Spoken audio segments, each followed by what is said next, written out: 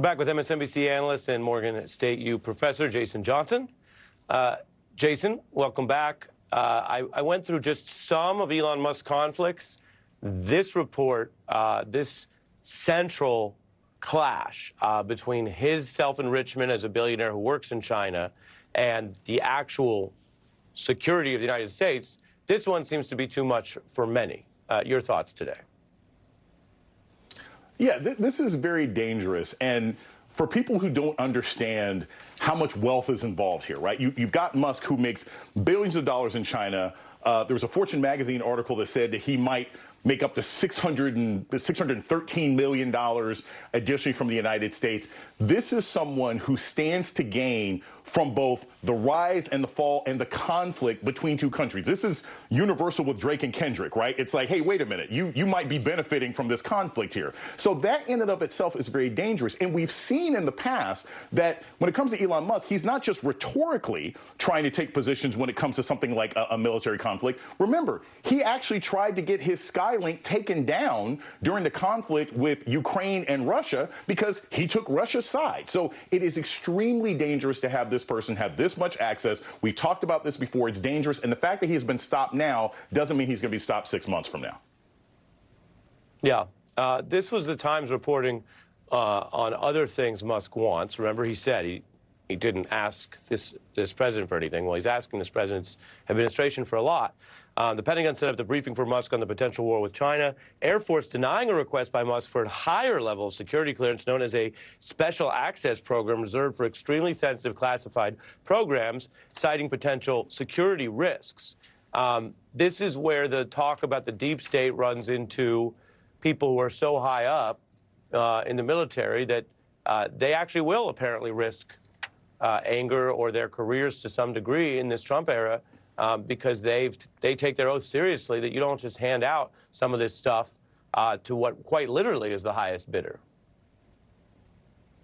Right. And not only that, Ari, but there's nothing that is keeping Elon Musk loyal to the United States. And this is not an anti-immigrant rant. We're just talking about somebody who is not an American citizen, who has not gone through any semblance of a vetting process that anyone with his level of power and influence would usually have. So there's no reason to believe from a security standpoint, how do we know what he's going to do with the information? If I was in the Air Force, if I was in the Army, how do we know he's not going to share that information with China? How do we know he's not going to use that information to build products, anti-spy tech or something else like that for another country that could harm us? It is absolutely necessary that you block him from getting access to everything he wants. But here's the problem, Ari. Given all of the different places in the government that Elon Musk has managed to put his minions, there could be back doors to a lot of this information that we don't even know about. So, he doesn't get into this particular meeting. Sure. It doesn't mean that he can't get the information other ways. Right. It's a fire sale. And again, I appreciate your nuance, and I tried to make the same distinction. It's not to say people can't come to this country and contribute. That's a great tradition of America. Elon Musk, foreign-born, is a naturalized U.S. citizen. But unlike, say, Zbigniew Brzezinski, who went through a long period of public service and showed his fidelity to the United States government through public service, or Albert Einstein, who devoted his life to science, was not welcome in Nazi Germany as a Jew and helped contribute to the science that ultimately helped beat back the Axis, right? Unlike those examples where there is a demonstrated public service, this is an individual who literally continues to run and benefit from those multinational companies. They may be governed sometimes by U.S. law, but they're not loyal to the U.S., and they will make deals with our adversaries, and that's why it's this walking conflict. Now, I'm not going to ask you to agree with Steve Bannon, but some of what you've said today overlaps with what the controversial Trump ally and former campaign chair has said about Musk, which reminds everyone that while Trump would like to claim that these things are simple, there's a heck of a lot of people who are, whatever you want to call it, sometime conservative, sometime MAGA, who see the obvious problem. Here's Bannon's criticism. Elon Musk is a total and complete phony. This guy lives on government contracts and taxpayer subsidies. All you are is a globalist. Musk is powerful because of the businesses and money he wields. That makes it complicated. But he also has detractors that are not only on the left or in what we might call the reality fact-checking community.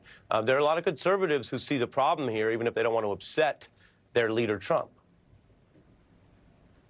Yeah, Ari, this is the quintessential sort of broken clock thing, right? Like, I can't bring myself to say that Steve Bannon is right. But what I can say is that for the people who are part of the MAGA movement, who believe, for some strange reason, I don't know why, but who believe that Donald Trump was going to drain the swamp, Elon Musk is the swamp. He's a billionaire who's made a large amount of his money off of taxpayers, right, who didn't invent anything that he claims to be in charge of now, and who doesn't have much oversight. That is the swamp itself. That's the antithesis of what Donald Trump ran on in 2016 and what he ran on this time. All fair points. And, Jason, it is such a busy news night. I got Michael Moore standing by. I couldn't even engage the temptation to engage with your universal label beef reference. Maybe another day, maybe a slower news day. Jason, have a great weekend.